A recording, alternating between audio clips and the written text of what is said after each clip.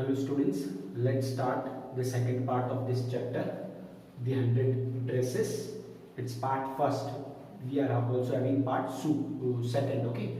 The 100 dresses part second is also there. So today we are starting the 100 dresses part first. In the previous part we have studied that Venda Petronsky, a Polish girl who was very poor, she immigrated to America and started studying in an American school. She used to sit in the last corner of room number 13, where all the notorious boys, all those who got less marks and used to laugh most of the time, they used to sit there. But she was very quiet. She didn't speak anything. She was made fun of by everyone who was there in the class. Even Peggy and Mary used to make fun of that girl, and she was a laughing stock in the school. She used to wear a dress, that is blue dress, and it was clean, but it was not properly ironed, means that was handed on to her by someone else, means old dress she was wearing.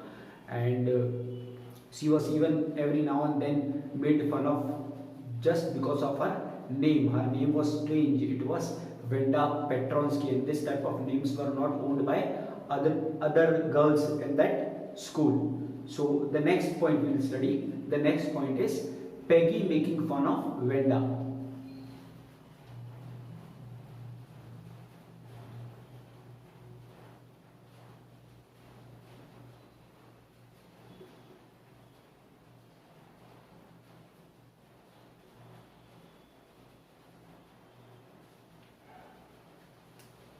Now, Peggy would always try to make fun of Venda in a most courteous manner.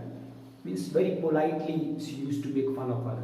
She would ask her, how many dresses did you say you had hanging up in your closet? Venda would answer, 100. Then Peggy would ask in a very teasing way, okay, all silk, I bet, she would say. And Venda would reply that they were all silk and of all colors. Then, before Venda had gone very far, all the girls would burst into shrieks and peals of laughter. The only dress Venda wore was a blue one that I have already told. What a story, they would say, meaning that she was telling a lie. Then they would again ask Venda teasingly, how many shoes do you have? Venda would again reply that she has 60 pairs. Okay, so this is how they used to make fun of her poverty actually. Next is Maddie was different. Maddie, the other girl.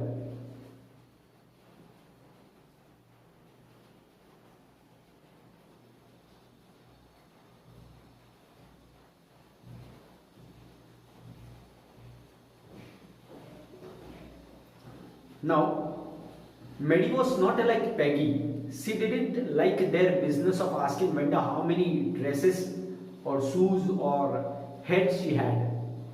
Maddie was poor herself. Okay, she often wore old clothes, usually given by someone else. So she felt embarrassed when Peggy questioned Venda in a mocking, polite voice. She wished Peggy would stop teasing Venda. Okay, and she pictured herself in her place, in the place of Venda, in the schoolyard.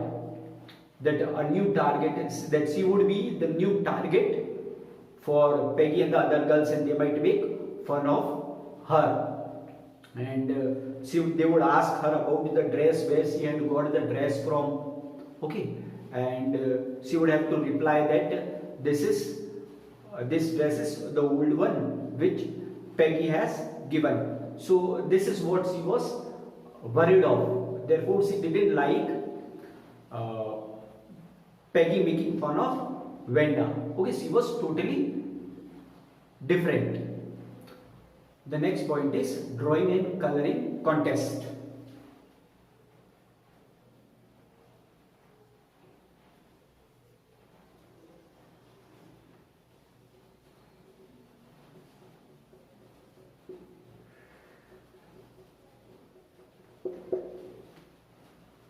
So Medi just began to wonder who was going to win the drawing and coloring contest, which was organized there in the school. For girls, this contest consisted of designing dresses, and Peggy was the favorite one as she drew better than any other girls in that room, that is room number 13. Everybody thought that Peggy would win the prize. The next day, when they entered the classroom, they found there were drawings all over the rooms. They were all lined up. Then Miss Mason, the teacher, announced the winners. She told them that one girl drew 100 dresses and all tops, all different and in beautiful colors. She declared that that girl is Venda Petronsky and she is the winner of the girls' medal. Venda was absent from school for some days and was not there to receive the prize. Miss Mason asked the children to line around the room and look at Venda's beautiful drawings. Peggy and Maddie noticed that particularly two blue and green dresses which Venda used to talk about were displayed there. So this is where this chapter, this part, the 100 dresses part 1 ends.